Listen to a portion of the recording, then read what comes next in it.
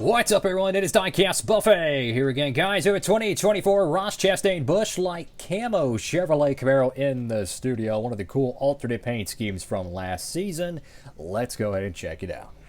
All right, folks, here we go with today's diecast review. Well, if you can actually see it, it's it's a camouflage diecast, so maybe you don't see anything.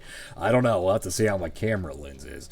Get the Ross Chastain Busch Light Camo Chevrolet Camaro. What's interesting is this one's kind of a late release for Ross Chastain. I don't remember where he ran this. If I had to guess, Talladega, but it doesn't have any playoff logos on it. So with it being June, it was released late May, but right now at the time of this video, it's June. It's been a minute, right? So I'm kind of curious why. Maybe it didn't have enough pre-orders. Maybe Busch stepped in and bought the rest of them. No, not Kyle Busch. But I don't know what the story is. But my point is, this is kind of a late diecast release for just a normal 2024 non-playoff car. Oh wait, he didn't make the playoffs, did he? Oh, okay, that explains why now. Okay, maybe that's the reason why. I'm an idiot, guys. I'm sorry. I forgot he didn't make the playoffs last year. I think he didn't make the playoffs. So if I'm wrong on that, forgive me. But that would explain why this was a very late release. This might have been right at the fall Talladega race. I don't know. Anyways, enough of me rambling. Let's check out this awesome diecast. All right, folks, here we go with today's diecast review. And as I was opening up this car, I noticed something that was really cool. You're going to like this. Bam! Look at the day-glow fluorescent rear spoiler. Wow, is that cool looking. I'm telling you, this car is low-key a very awesome diecast. The orange day-glow numbers and then that rear spoiler panel. Oh my goodness, man. This car is really cool. W Trackhouse Racing and W Lionel for actually using fluorescent orange, by the way. Massive W. So you got Chastain right there on the front windscreen. There you have Busch Light, brewed in the USA. You have your camouflage pattern across the whole car. A cool thing about this paint scheme is it has kind of a matte finish almost to it. Really like that. Go to the front of the diecast. You have your Chevrolet bow tie. Got the number 1. You have the little mountain pattern right there at the bottom. So it kind of blends in a little bit with the camouflage, but it's a really nice touch. Busch and their paint schemes, man, I'm telling you, they're probably the best paint scheme department in the sport. I mean, every single paint scheme, it just hits, right? It just hits different than other paint schemes. It's amazing. All the different liveries, and they just deliver and deliver time and time again. I mean, look at all the Kevin Harvick paint schemes. Remarkable stuff. Got Trackhouse Racing right there. Sunoco, number 1 right there. Go left side of the diecast, and you have very good proper placement of the logo. You know, using the entire side panel. The whole car has a camouflage wrap to it. Got Cup Series, Goodyear. The fluorescent number 1. I guarantee you, if you put this car out in sunlight, this thing's going to pop. That looks like the same fluorescent they used on the Martin Truex Jr. diecast, which if you ever had one of those Bass Pro cars, you bring it out in sunlight or like UV light or something, that thing's going to pop. So this one, if you put it out like out in the sun, oh my goodness, man, the photos are going to be lit. I got Worldwide Express, Moose, Kubota, and Jockey. I like how all the logos are, the wording is in black. It really blends in with the Busch Light logo wording there. Just really cool stuff how even the alternate sponsors are willing to work with the overall paint scheme. They're not really picky about it. This is a nice touch right here. Notice how the little tan camouflage is kind of like a circle around the Wendy's logo. That's pretty cool. This is what I was talking about with certain sponsors not wanting to, or certain sponsors wanting to work with the paint scheme and some might not. The Simeon's decal kind of said, nah, gang. I'm kidding. Got Ross Chastain right there. And then you have the Chevrolet, what was that, bow tie logo. There's a little bit of some paint chipping around the B post decal. That's unfortunate. But regardless, I can care less, man. This diecast is awesome. Yes, it does come on a base, but, you know, that's pretty standard.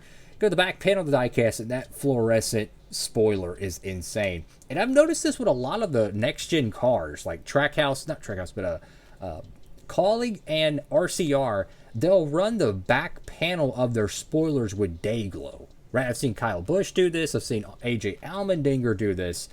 I'm guessing it's to help with the, the cars are in the corner, maybe with the spotters, or maybe it's to help other drivers recognize them. I don't know, but it is kind of interesting. So you got Busch light right there on the back panel of the diecast. You do have a little bit of, I don't know what those are. Maybe there was 2 little scratches. I'm not sure. Quaker State Z01 Camaro number 1.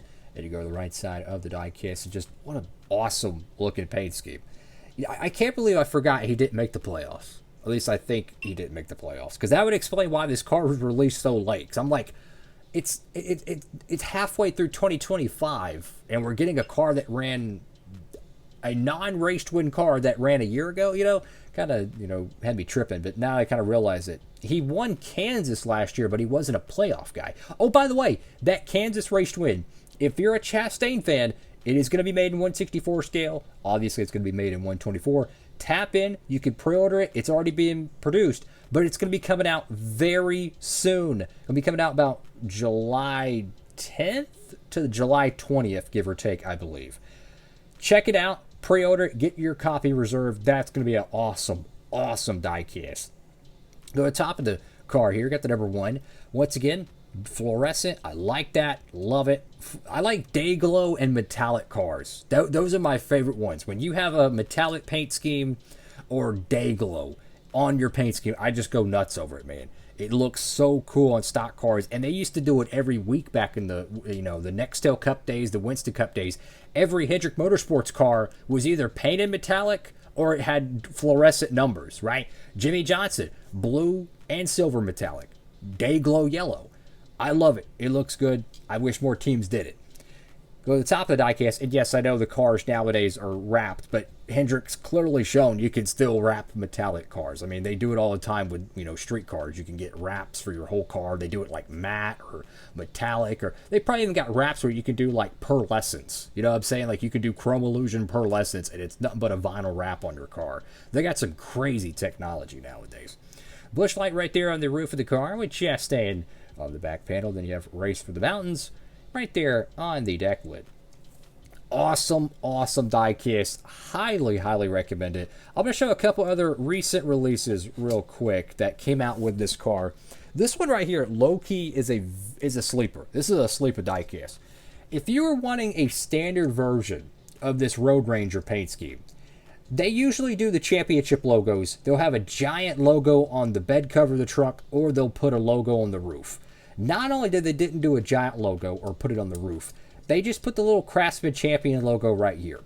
It's so easy. You could literally Sharpie that, right? And cover it up. Guess what? Now you have a clean version of Ty Majeski's championship paint scheme. Oh, by the way, they're also making his raced version. So you could have the clean variant before the race and the raced version. The only thing that is different is it says champion underneath the Craftsman logo.